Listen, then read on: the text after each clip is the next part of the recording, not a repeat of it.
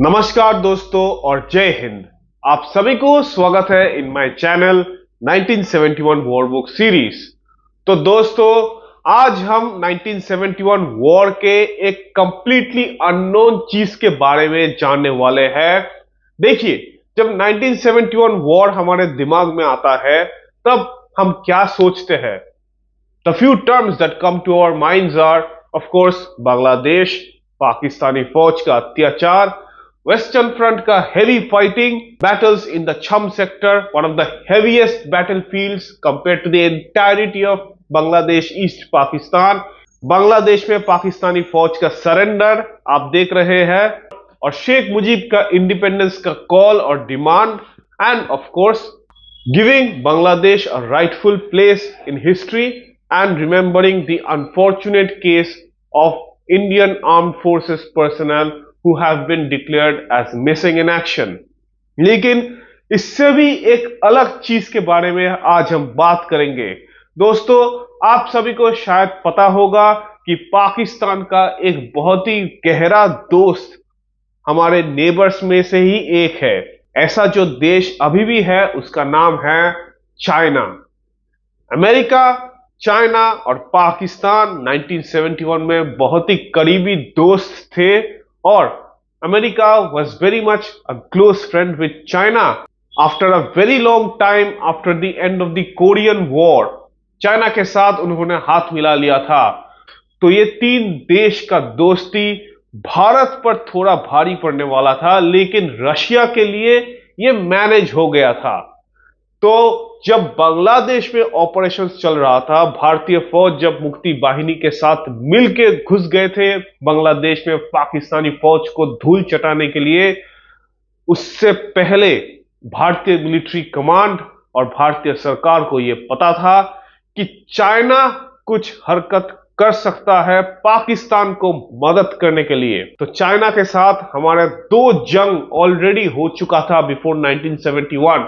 One is the 1962 war, जहां पे हम बहुत बुरी तरह से हारे थे, and our revenge in 1967. We gave a bloody nose to the Chinese. I hope you remember that. तो नेफा एरिया, अब जिसको अरुणाचल प्रदेश बोलते हैं, that place has been always a hot place regarding Chinese intrusions even now. 1971 में भी that place was a very hot front line जो open हो सकता था। बांग्लादेश में जो जंग चल रहा था, भारतीय फौज जो कर रहे थे to help out the Bengalis, उसको सिक्योर करने के लिए ये जंग भारतीय फौज मैनेज कर पाए, इसके लिए भी एक फ्रंट, पॉसिबल फ्रंट ओपन करना जरूरी था। एक पॉसिबल डिफेंस लाइन बनाना भी जरूरी था कि नीचे जो हो रहा है ऊपर में उसका एक प्रोटेक्शन है। Of course Arunachal Pradesh is to the north of Bangladesh if you see it on the map. तो यहां पे जो भारतीय फौज तैनात थे to stop any possible intrusion from the Chinese to the north, जो पाकिस्तानी फौज को मदद करने के लिए आ सकते थे, इसको भी बंद करना, इसको भी नजर में रखना बहुत ही इंपॉर्टेंट था। तो हां दोस्तों, आज हम हमारे प्रोग्राम में ऐसे एक इंडियन आर्मी ऑफिसर को ला रहे हैं ताकि आप थोड़ा जान पाए कि भारतीय फौज how much was it ready to tackle the Chinese in the 1971 war, during the 1971 war with Pakistan, if China decided to play a hard ball against India. He is from the Corps of Artillery and was a second lieutenant who was just commissioned from the Indian Military Academy. तो इस पूरे चीज के बारे में जानने के लिए let's welcome Colonel Siddhartha Bose to our program today. As I know, sir, you have been in the 1971 war, but mostly deployed on a different purpose. Very different than what we know the 1971 war as how it is. So, as a veteran yourself, sir, firstly I would like to have a small introduction of yours. Then I would like you to go into your deeper details regarding how and where and why were you actually deployed in the northeastern sector against the Chinese possible Chinese intrusion in the 1971 war. Like that part, we know that the Chinese were not meant to be involved or anything. We didn't have anything to do with them, right, sir? It was mostly against Pakistan. So, could you talk a bit about that entire incident, sir? This is something which is very unknown to the public. Jay, very good. Thank you for bringing me onto this platform. And I'm a little bit surprised also that why have you brought me in, because like my batchmates who went straight into the battle, well, I didn't. Firstly, those who were in infantry, although I also got into a combat arms, but mine is a technically combat arms. I'm a gunner, I'm an artillery, so we have to deal with long range weapons, missiles, rockets, and etc. So until and unless we have the full knowledge about the equipment, we can't, do anything. Will not serve any purpose going into the battle. Right. So we have to go for an initial course. Although that was also truncated course, and thereafter, unfortunately, I would have loved to go into the battle, but my unit, the unit which was allotted to me, was of course in so-called NEFA. Now it is known as Arunachal Pradesh. NEFA is Northeast Frontier Agency. Okay. About my background, my father was also in the army. I'm a Georgian, I studied from King George's Ajmer and joined NDA, and I wonder if you can see it must be a mirror image. This is the 39th NDA 48 regular force, which is known as the Born to Battle. We were we who straightway went into the battle, and many of my close mates had fatal injuries, and they have gone into the battle, and they sacrificed their life before getting their first salary. Because in our days, it is to take some time for the defense accounts to start functioning and sending our salary. Nowadays, things have improved, of course. But those days it was a little difficult. But yes, there are my course-mates, batchmates. Many of them did receive their salary and they sacrificed their lives for this country. Many of them suffered grievous injuries also. And sir, your batch was commissioned in which year? I mean, which month actually? We were commissioned in the November 71. We were supposed to be passing out from the Indian Military Academy in mid-December. Okay. But because the war was imminent, so we were commissioned on 14th of November 1971. Okay. So ours was the only course which was again, truncated for us to go directly into the battle. Right. But there was the requirement of the young officers very much so. And the country was already in the East Pakistan, now called Bangladesh, those days, and training the Mufti Bahini, supporting them, and there was a real cause. Although this, as for the known fact, the Prime Minister then, Mrs. Indira Gandhi, wanted this thing to happen much earlier, but then there was the Chief General, later Field Marshal Sam Manekshaw, took a very wise decision to postpone it till the winter starts and the snowfall starts in the northern region. Now, two reasons for postpone. One was the East Pakistan, now Bangladesh, it is a riverine strait, delta, the river gets inundated, flooded. So the operations become difficult, especially for the mechanized forces. Okay. And the next thing is the Chinese, it was known that the Chinese will certainly interfere because, political security advisor to Nixon, Henry Kissinger, made a secret visit somewhere in the middle of 71. He went first to Islamabad, then accompanied with some Pakistani generals. He went to Beijing, met the president and the prime minister of China, and they had already planned to open a third front. They said that we will attack India from west, east, north. Okay. And the most likely north area was from NEFA area. Now that is where, the portion which is now called chicken neck, it was then also called chicken neck, is the portion which is, that upper Ranpur area which is looking into the Indian territory, and there is a very thin line. So they thought of, connecting China and East Pakistan. They would connect with each other and give help. You see, China got a lovely beating in 1967 operation, which many people don't know. In Nakula and Shiola, what had happened, China was thrashed badly by the Indian force. So it had a grudge. But it did have a guts to do anything against us because it knew that but now China knew that now we will get support of Pakistan and also of USA, because USA also Nixon was playing games and he wanted China to attack.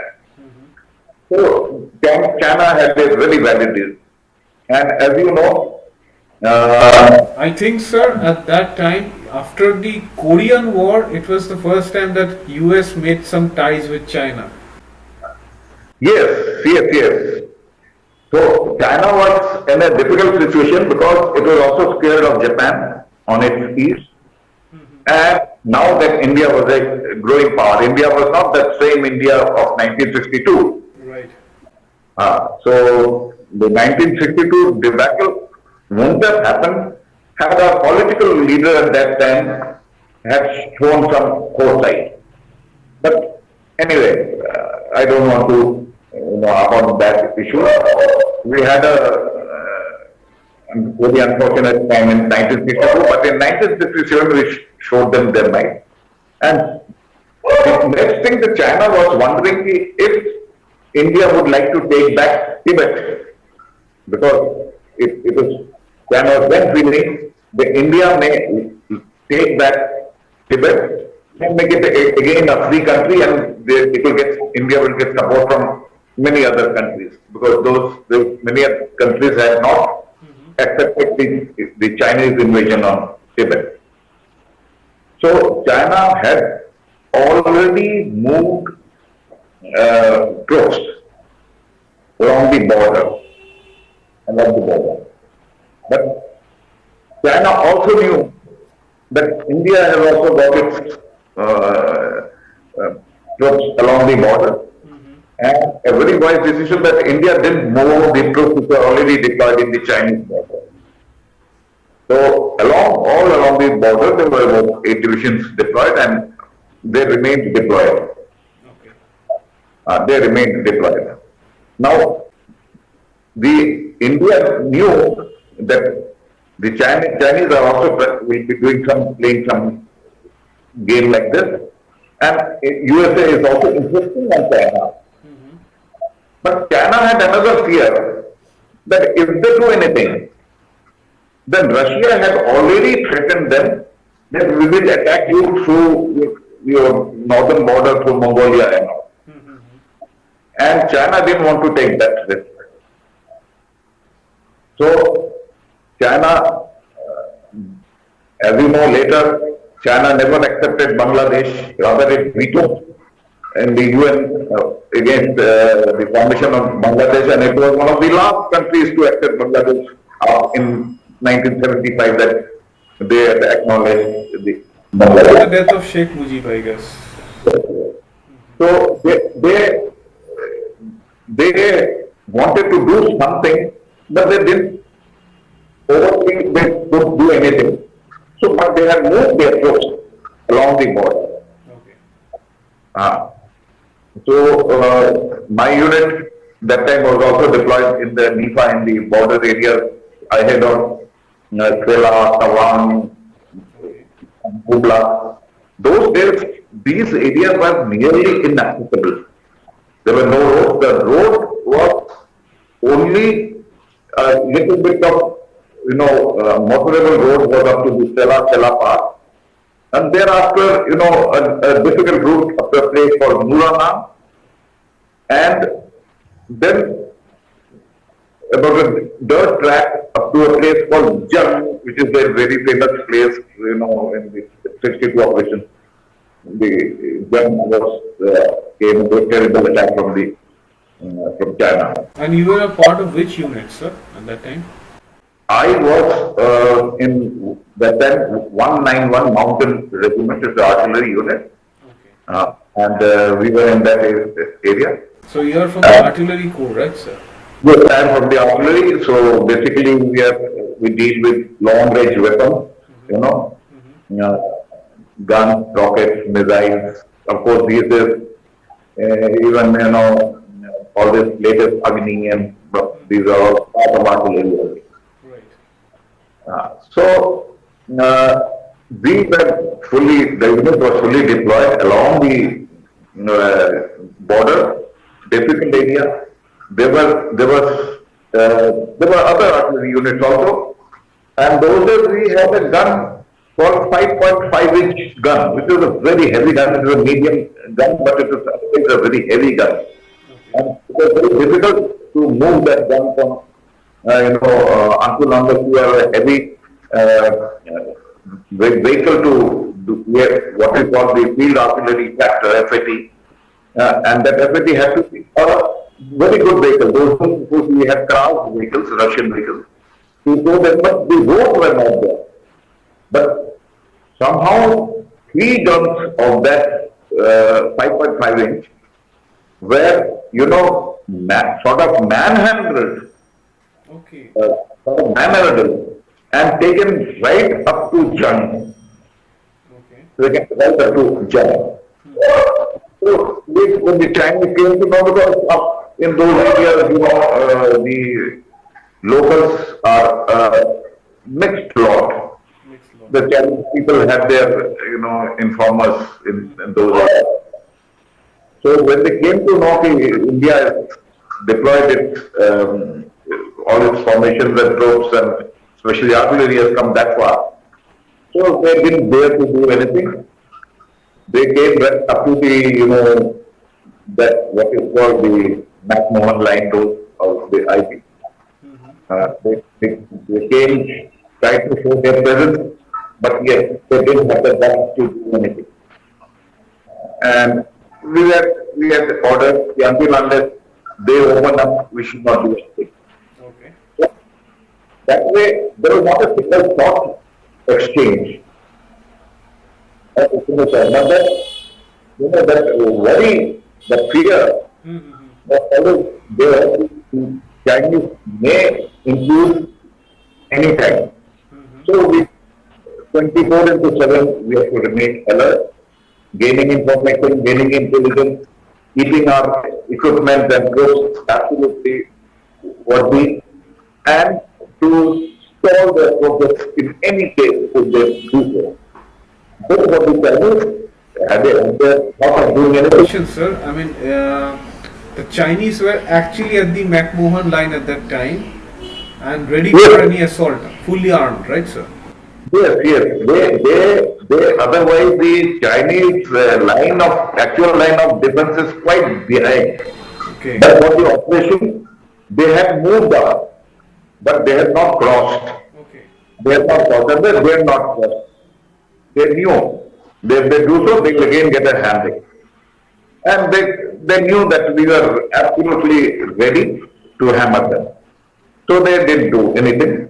But they kept that, stance all throughout until the operations was actually over. The massive surrender took place 16th of near to 1 lakh prisoners. It's a sort of a world record. So, but yes, because then when the Chinese, sort of a message went to US, the US kept on insisting, please do something. But the Chinese didn't have that very guts in their the thing, so they just couldn't do. That is when US moved it. The US is enterprise at 7th Fleet, along with UK. It is not only US. The UK warships also came. And they thought now we will, surround the Indians from all sides, from the sea also. Right. But luckily, again, Russia was that time very much in our favor, and Russia had already threatened China that if we do something, they had even threatened that we should do something, we don't mind going into a preemptive nuclear attack. Okay. So the Russian fleet also sailed in from behind. UK was the first to run away, and slowly the 7th fleet also they ran away from there, and the ground with the complete sea was there, and India had a full dominance on the battlefield. We had already attained the air superiority much earlier. Much earlier. And then from the naval side also, they couldn't do anything at all.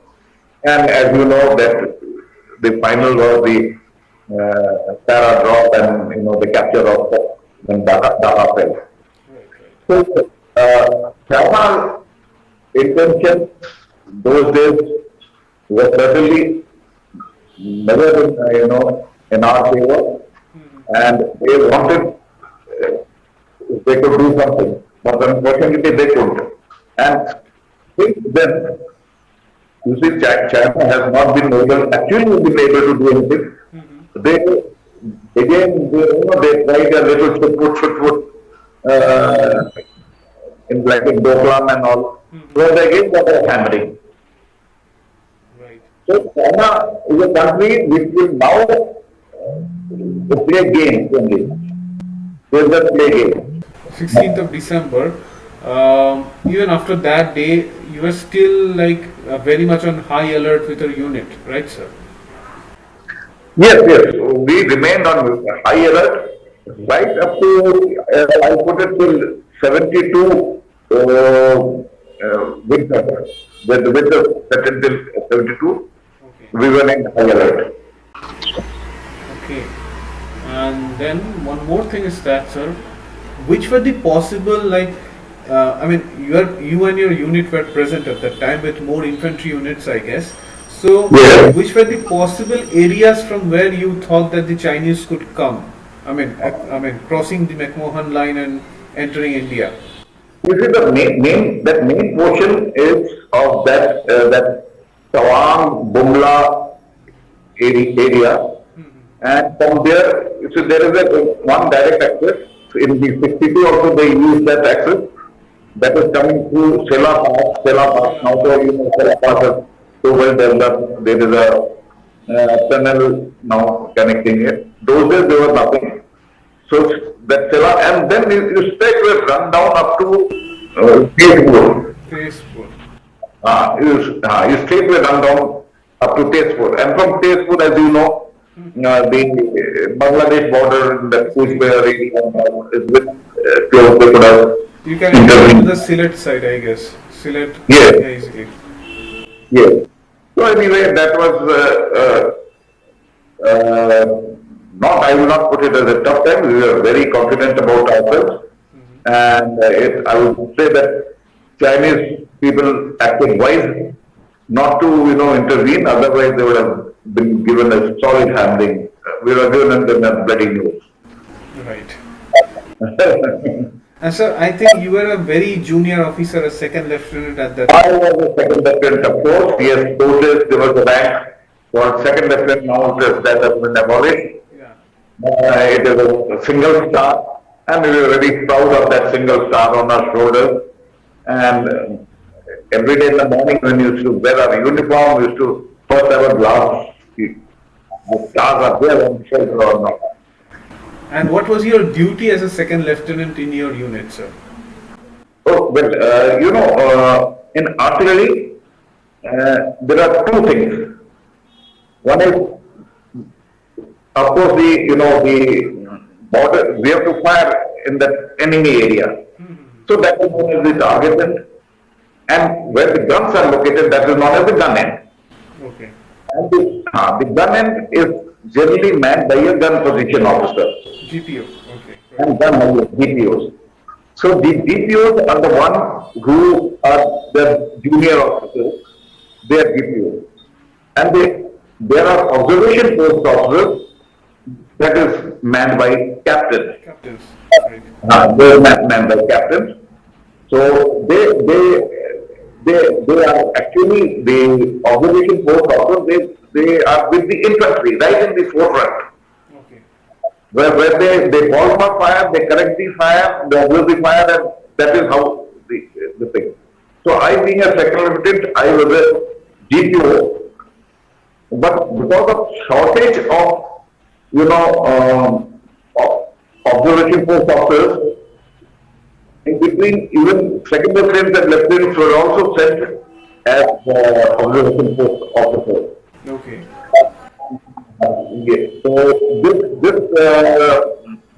when the infantry goes into attack, You must have been there then. I can. With the when the infantry. infantry goes into attack or the armored corps goes into attack, then these observation post officers are known as FOs, Right. Right. For they observation officers. they have to move along. Not only move along, they also attack. The observation post officer, he has got his team, he has got an, radio operator along with them, he has got an assistant. They go in the first, nearly the first shot, and they go into attack, and they keep on correcting the fire also.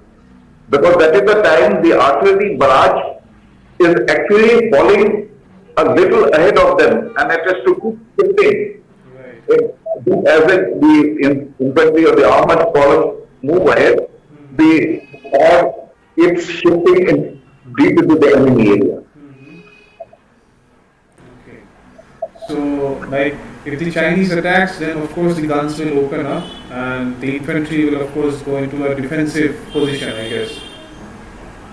So we were into a defensive position only. But those days are defensive because it is a totally high altitude area with snow covered all throughout the year. Snow covered all throughout the year.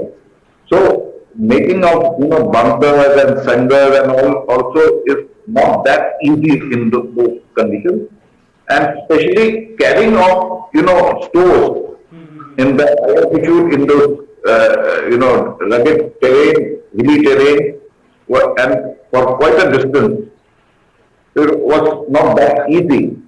So, but we had our defenses made ready. I won't put it, they were very good defenses because as of now we have got very solid bunkers, concrete bunkers, steel reinforcement as of now. But those things were not there. But with whatever defenses we could make, and we were totally in a defensive posture. And as the instruction was that you will not open fire until the Chinese crosses the border or opens fire. And which they did, of course. I think it was because of the presence of the Indian Army there that, the hastening of the independence of Bangladesh by the Indian forces and Mukti Bahini down there was quickened, I guess. Like, they were there to protect. Like, if anything happens, we are there. You do your job behind. Yes, that the Indian Army was quite sure that the Chinese wouldn't have been able to, cross across. There too. There was the other part. And the next thing was this operation from 3rd to 16th was such a swift activity. It was such a swift activity because they didn't even have the time to think what is happening. Before they could realize, Niazi was there to sign the surrender. Right. I think it had to be quickened, it had to be hastened. Yes, yes. Because China, before that, you see, China had already assured Pakistan that we will help you not only diplomatically, we will help you economically and as well as with military support. And they, Chinese, had also given their military support to Pakistan before the 31 operation. Right, right. But the Pakistanis thought East Pakistan will be a cakewalk. They thought it will be a cakewalk. We will use our tactics of rape, murder, loot, and this and that, and they will surrender. But it didn't happen. Mufti Raini, trained by us, did very well, and we are very proud of those Mufti Raini. And very unfortunately, the country which was created because of by the India is now, as something like this happened few days back. That is an unfortunate thing, but yeah. Very unfortunate. But I'm sure Bangladesh will realize their folly and they will come back. It's not easy for them to sustain. Right. It is not easy for them. They think that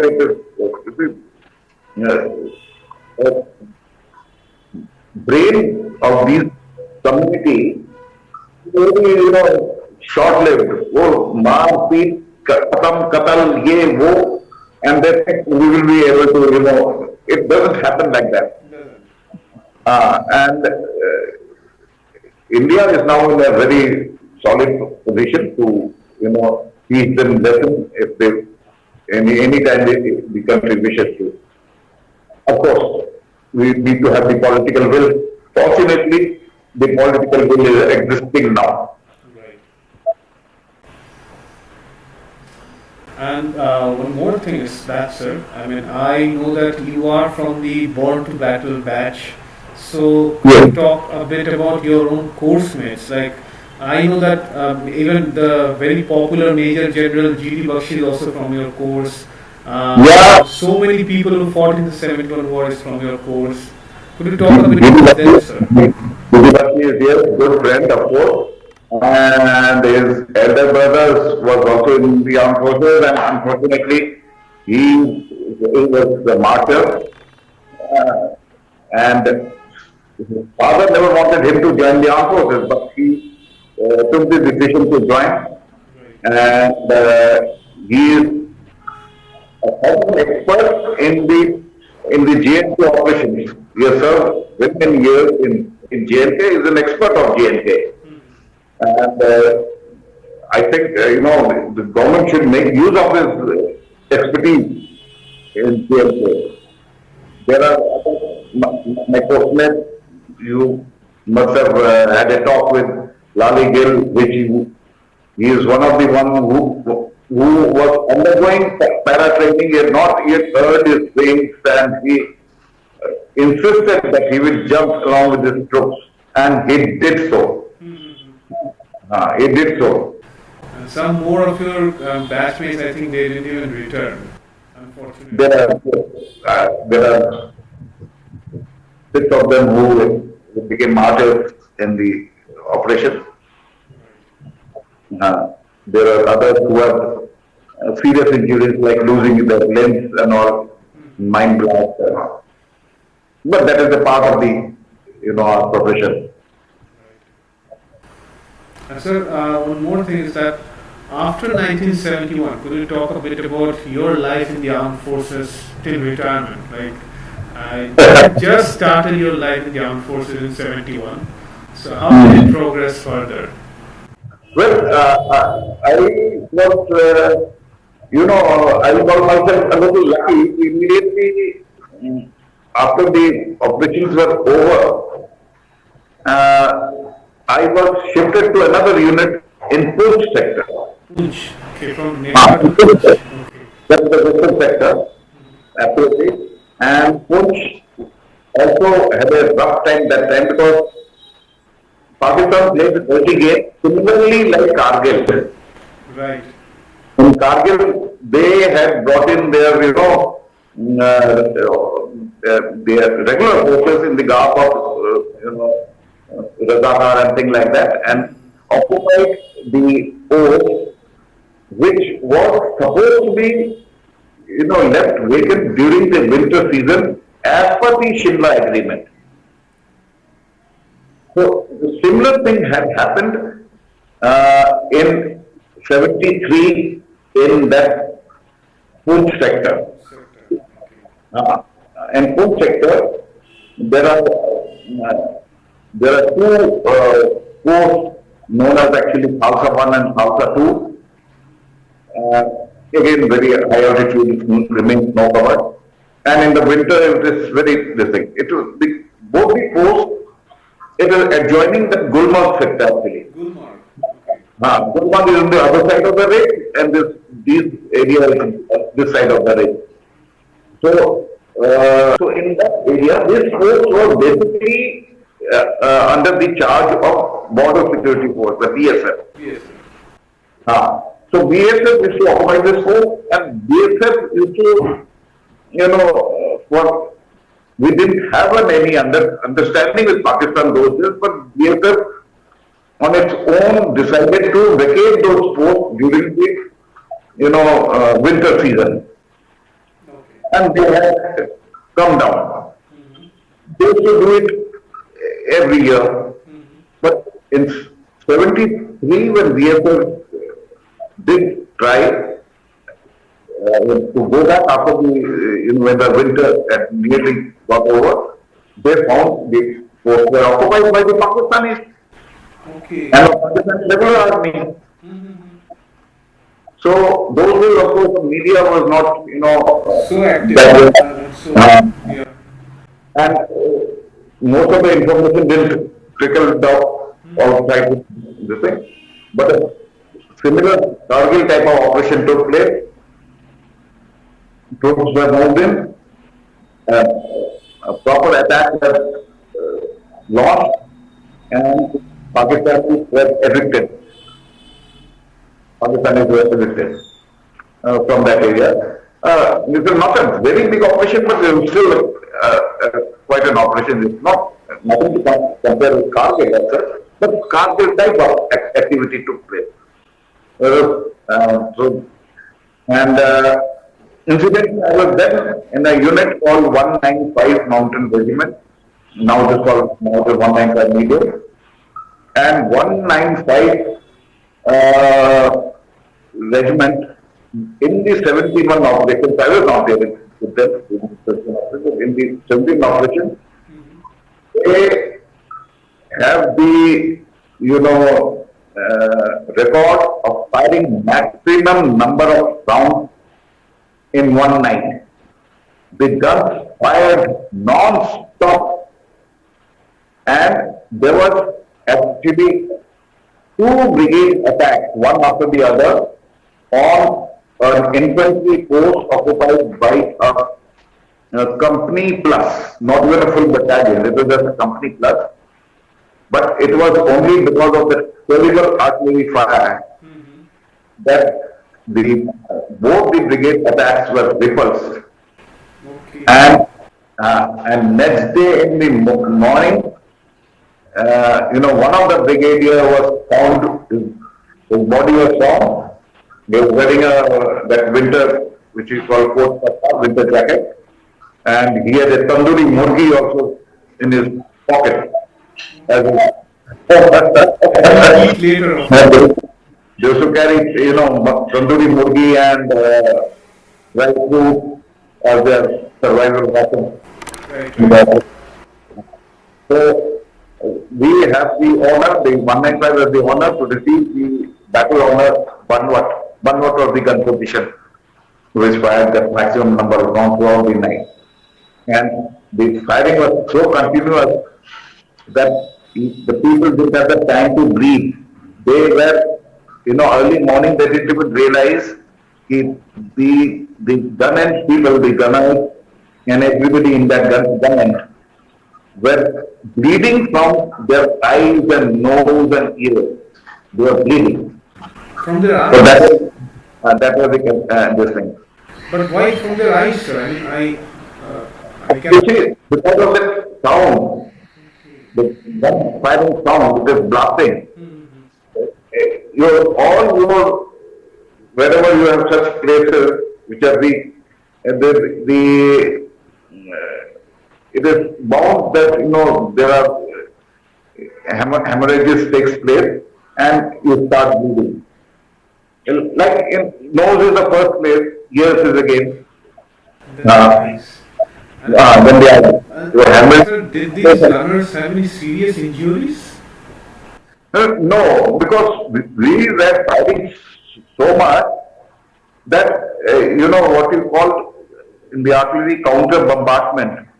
When we first silenced the enemy guns. We first silenced the enemy guns. So we had already silenced those enemy guns. Okay. They were totally became redundant. They couldn't do anything. Then we kept on firing on the advancing enemy. Okay. And the enemy actually could even advance 100 yards the continuous barrage leading on to them. I was in the east, 195 was in Poonch area. So this happened in the 71 operations. I'm talking about my unit, that 195 unit. Okay. So thereafter, a long journey in the army, 3.5 decades I served in the army. I commanded a unit in which is known as sugar sector. Okay. And fortunately, my unit has also participated in the Somalia, in the UN operation in Somalia. And then we are in sugar sector. Sugar sector is again, which is the area ahead of along the Chinese border. Okay. In the region of the ahead of, you can say, this Rampur, Rampur Bushehr and those areas. It's known as sugar sector. Sugar sector. There is a little story behind this sugar sector, why it is called sugar sector. So, people, though China had taken its claim, because the Satluj river also gets its enters from China in that sector. There's a pass called Chitkila, and the Satluj enters. And those people are also similarly looking like, Tibetans and things like that, looks like. So China had stated take this claim, ये हमारा इलाका है, this is our area. And there are people also used to call it, yes, ये चीनी है, चीनी इलाका है. But then when the Chinese people said to me, even your people say it is Chini Ilaka, so finally, hand over that area. So that is very wisely the Indian officer said, it is not that Chini of Chinese Chini, it is sugar Chini. So then the Chini was converted into sugar. And till date it is known as sugar sector. Although there is no chini, no sugar cane, no nothing growing in that area, it is a totally idiot. That's why sugar sector. That's right, it is called sugar sector. Of course, now those areas are also very well developed. The Indian Army is deployed all along in that area. So, one more thing, sir. 71. I mean, the weapons you used in 71. I think they must have been. They are vintage. I know. Right now, I guess. So, could you talk about the artillery guns that were deployed in your unit against the Chinese?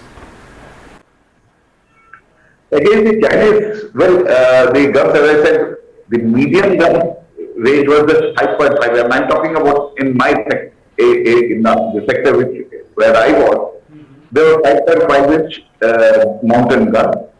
Uh, then we had the 75-24. Okay, those are also there. Now, 75-24, that guns had just come in. And we also had a gun, an Yugoslavian gun called 76 mm Yugo gun. Okay. It is actually a howitzer means which can fire, high trajectory. Okay. Because in the hills, high trajectory weapon is very much required. So for high trajectory, we had mortars also, the 120 mortars in those areas, the Yugo guns, and as I said, the 75-24 had just come in, and the 5.5 inch medium gun. So there were very many other equipment those days, and it was, as I said, the roads were not there to bring in any other heavy equipment. Okay. No.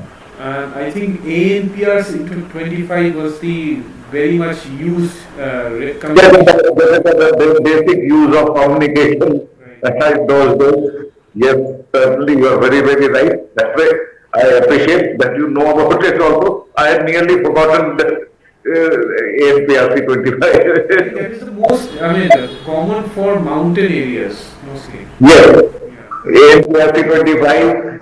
And we, of course, we had because of, in mountains, there is a lot of problems in radio communication. So lines are secured. We have a lot of lines laid along the mountain, and we had a telephone called Eco 8 Bravo. Okay. Which you have to, rotate the angle to get the ring on the other side. Of course, now things have changed. Observation and all also mostly it was visual, and we had templates and all to use it. Now it is everything is electronic, digital, and things like that. India is advanced that way technologically. We are now, and armed forces to reckon with, and I'm sure none of our neighbors would think of doing anything as of now. Yes, the Chotaput, their demand, especially China is still wise. Chinese are still wise. They will not do much. But the Pakistanis cannot be trusted. They cannot be trusted. They can play any dirty game. So Pakistan is so they can't even trust their own people also. Yeah. They can't even trust their own people. Yeah. I think like they have their own inner conflicts within their own people themselves, especially in Balochistan. Yes, and the way their Maulvis and madrasas, they have brought them up. ये करोगे, वो हो जाओगे, तुमको 72 भूल मिलेगा, and all those gimmicks. They brainwash them. So people like Kasabs are born. Yeah. Unfortunately, yeah. But it has been a nice journey. I still think that if I'm given a chance, I would again like to join the army, and in my next birth, certainly I will again like to be born as a soldier in the Indian Army. That is what soldiering is, sir. You can't get out of it when you're in, actually. Yeah. You see, somehow there are very many who have done very well in their second innings also. But I somehow feel that, you cannot compare the army life. You cannot compare. We were really, it is a professional army. We really worked hard. We did well. We did well in every sphere. It is not only battle, the army. Today in the army, the Indian Army, the armored tank competition takes place in Russia, and we get the first prize over there. In other military sports, also Indian Army is there. So, yes, army is certainly doing well. Really well. Just a bit more modernization is, I think, is what's needed. A bit more. Yes, yes, see, the things have changed and it changed for good, and now people have realized that the technology plays a role, a great role, and that is why the present day armed forces they are training very well. They have, of course, during the COVID, the army did suffer because of the intake wasn't there for 2 years. There was not a single intake, and there is that big gap has come in because of that shortage of troops in the COVID time. So which they have brought in the the NEFA system and all. I think yes, it is in the right direction, and wherever the units get the feedback from the units when the Agniveers are there, even in the Navy and Air Force, they are doing excellently well. Even the female gents also, the female Agniveers, they are also doing very well. So, of course, in our time there were no females. But now there are females in the armed forces, they are doing very well. I think it started from the Kargil war era itself, 1990s, late 1990s. From that. Yes, it started after that, and it should have started much earlier. Yeah. Because somehow at that time we felt should not be the females may not be able to sustain. But yes, nowadays the females are flying, in the aircraft, which requires 3G, 4G, 5G to sustain themselves. Those days it was said that they have gynecological problems, and these days none of the females have got any problem. They are flying. They are doing all work. Yes, certainly in the Indian Army, up to now there aren't any combatants in the female combatants in the combat corps, except for the military police. But sooner I think they will come in, because my school was totally a boys' school, and basically it was a feeder into the Indian Army. But in my school also now there are female young girls are there, and I visited my school. The young girls are doing excellently well. Excellently well. People initially thought it may be difficult to maintain, but I was always of the view that we should this thing, because in J&K, once I was posted there, and the insurgency had started, and we had troops from the Mahila battalion of BSF. Okay. So that I think it was 88 Mahila battalion. They were one of the first Mahila battalion created. So I found those young girls doing everything very well. So I was always of the view that we must give a chance to the newcomers. To that extent, as when I was commanding my unit, I told you, in the sugar sector, we have in our unit we have a medical officer also posted. They are known as RMO. Regimental medical officers. Yes, they are posted. My unit didn't have a medical officer, so we used to get a medical officer for on a tenure basis for 3 months or 4 months. Some medical officer from some of the hospitals from Jalandhar or Chandigarh or Ambala, they used to come and do their duty and go back 3 years on a rotation basis. So once a lady officer was deputed to come as a RMO to my unit. Okay. And all my officers, they were apprehension that how will a lady officer survive in such conditions. So I said, if the lady officer doesn't have a problem, you should not have a problem. Let her come, let us see. She came, and when her tenure was over, Actually, my officers wanted her to be retained. They insisted, sir, please, if you can retain her here. But I did because she was actually moving for a newer mission.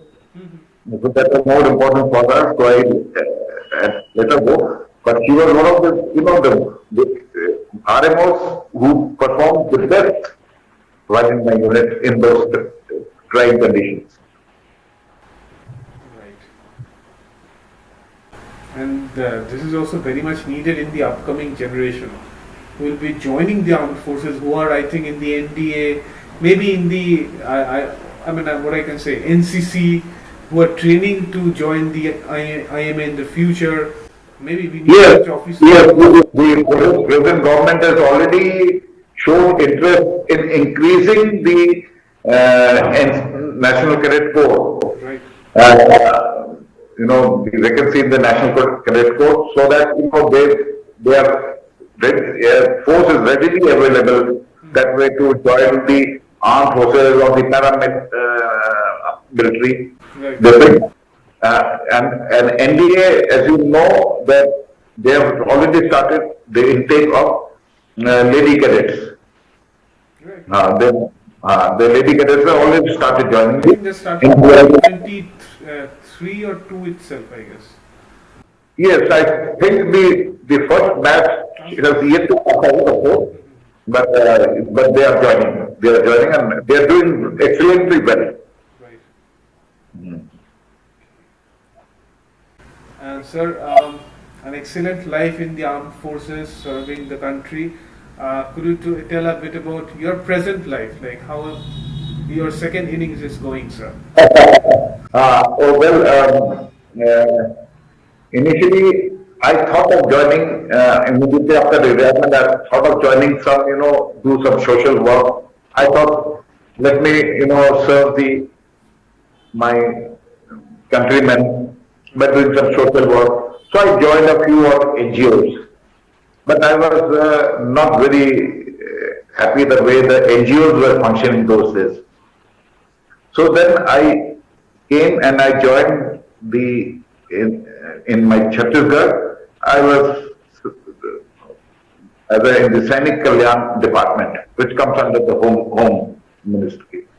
So I joined the Sainik Kalyan district, and I served there for about 3 years. But then I was staying alone. I was feeling a little. My family wanted me to be there with them. So and not only that, the next thing was I got an offer from the Commonwealth Games. Okay. I was into sports management right from 82 onwards, right from Asian Games and all. Wow. So I went to the sports management too. So I was invited for the Commonwealth Games in Delhi. So I was with the Commonwealth Games, this thing. And after 4 years, I was also invited for the Commonwealth Games in London, which I declined because of some personal reasons. Then I thought it is time that I should, really take rest and do some work. So thereafter I didn't do much work. Yes, socially I keep myself active. I'm an environmentalist. I undertake a lot of activities, environmental, like in between I had actually been to Almora, and I was there for about 4 or 5 years. In Uttarakhand, and they have a festival called Haredi, in which actually they are supposed to plant trees. Okay. So I had organized plantation of 10,000 trees in that area in one single day. Of course, with the help of SSP, school children and everybody, 10,000. And similar thing, in Raipur, in Chhattisgarh, there is a district called Kavarna. In that, we had done plantation on a similar, one Mahotsav type of occasion, 2 lakh trees in one day.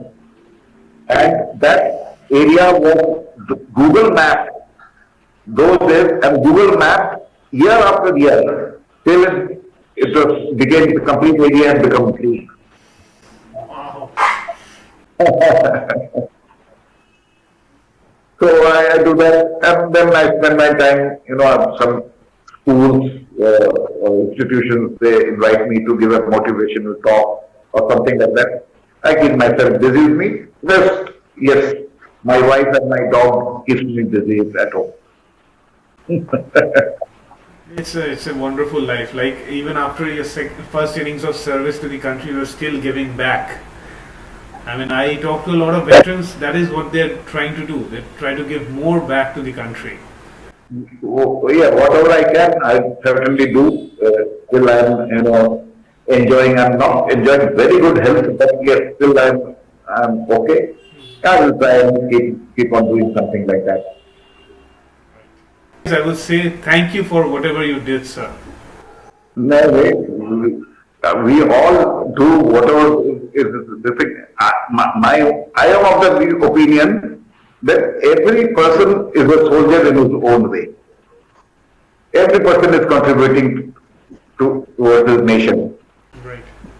That way. At least they are at least trying to contribute this thing. It is not necessary that you have to join the armed forces or the paramilitary or this thing. Whatever you're doing, you do the best way. He says that if you go to, a tea stall on the roadside, the chai wala will beat you, explain you and argue with you on lot many subjects, how India's foreign policy should be, what should the Prime Minister should do, how, Virat Kohli should play cricket. He will explain everything in such a way. Because the only thing he doesn't know well is to make a good cup of tea. Right. Whatever you do, you do your job well. You accept your job. That is the thing. And we need everybody to survive. If there isn't a problem on the roadside, it will be very difficult for me to survive. If there is not a cycle repair on the roadside, it will be difficult for me to survive. I need a chai wala, I need a pakoda wala. Yeah. Absolutely. So everybody is doing a job, and whatever we do, we should do it sincerely, in the best possible manner. Absolutely, sir. Absolutely. As much as possible. And before we conclude, I would like to give an incident which happened in the 71 operations in the Poonch sector. Poonch sector. Okay. Where 195 Mountain was deployed at that area. And I told you, the artillery exchange of fire was going throughout the night. Okay.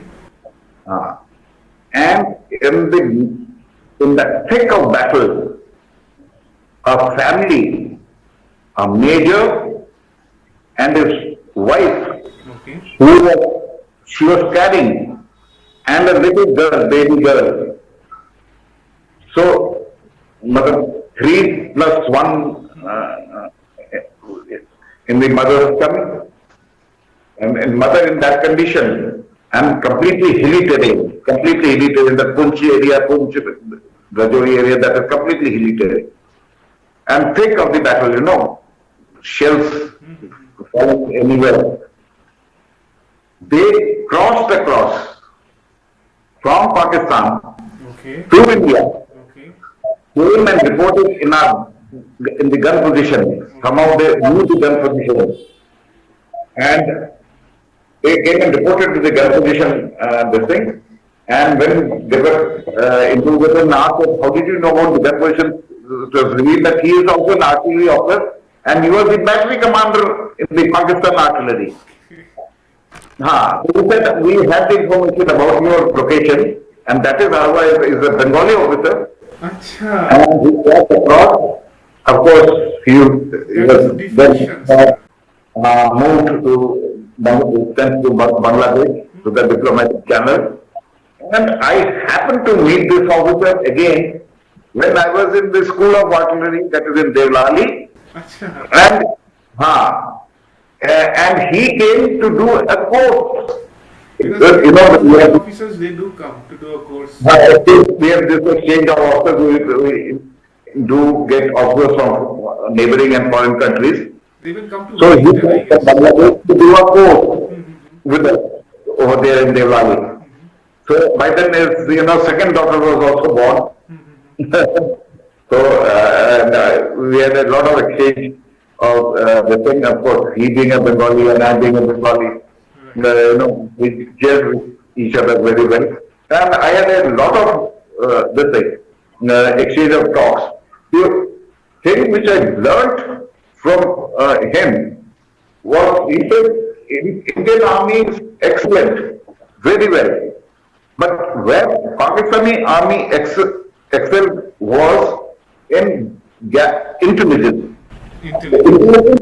In the aid by Pakistani about the Indian Army was which I was surprised that he knew the name of each and every officer of our unit to the extent that when an officer goes on annual leave, even that information was also with them. So you can imagine if their informers are so deep inside in our territory. We didn't have that type of intelligence. In Pakistan, hardly any, in China, against China, zero. I cannot say as of now what is the situation like, but those days, yes, we didn't know anything, but they had terrible intelligence. He recalled the names of all the officers of the unit. Now that was the thing, and we didn't even know the name of the brigade commander. Leave aside their regimental officers. I think traitors are everywhere, sir. Gaddar. Yeah. Because without inside people, you also can't get so much information. You see, they have developed this system, having sleeper cells all around this border and gaining information. This information gathering system was very good. Pakistan, and they still have, I am sure they must be still having, because we still have got many JHMs in our country. Right. So now, but it is very difficult to cultivate a similar, informer in Pakistan. But it is very easy for them to come and cultivate this thing here in India. It's all, I guess, based on money. Money does a lot of things. More than money, it is the brainwashing. Yeah. Everybody feels some people I think, who they will get. Yeah. All this nonsense they do. In Gateway, I have to see in the madrasa and all the way they, teach them. But then the small child didn't even know that they are part of India. Right. If you ask them the name of the Prime Minister, they will name the Pakistani Prime Minister. That's how they are taught. Brainwashed. Yeah. Brainwashed. And Pakistan is basically surviving on this madrasa basis only. Cultivating terrorists. People from all over the world, they come to get into those madrasas. Yeah. Pakistan is useless. They can't even produce needle. Yeah. They all the economic this thing is all because of them. And unfortunately, in 71, Pakistan was part of the CETO and CENTO. So that is why, US wanted Pakistan to become strong and supporting Pakistan in every manner. Right. And I think US also needed a deterrent against the USSR, so it allied with. Yes, the Cold War had already started. So that is one of the reasons, of course.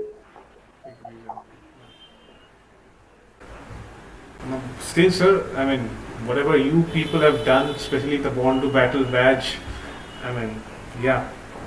Still, it's like one thing I've heard long ago, and also one thing I've heard from you, that even before you people got your own salaries first, many of you were dead, wounded. Yeah, I'm really proud of my batchmates. They, such a sacrifice Young is second lieutenants, young, very young second lieutenants. yeah. They were like the main guys who were going into battle and also leading men, having responsibilities. And they led the men from the front. Yeah, They led them. from the front, right. Yeah. It's a really good interactive session with you, sir. Like a part Yeah. not known to people at all.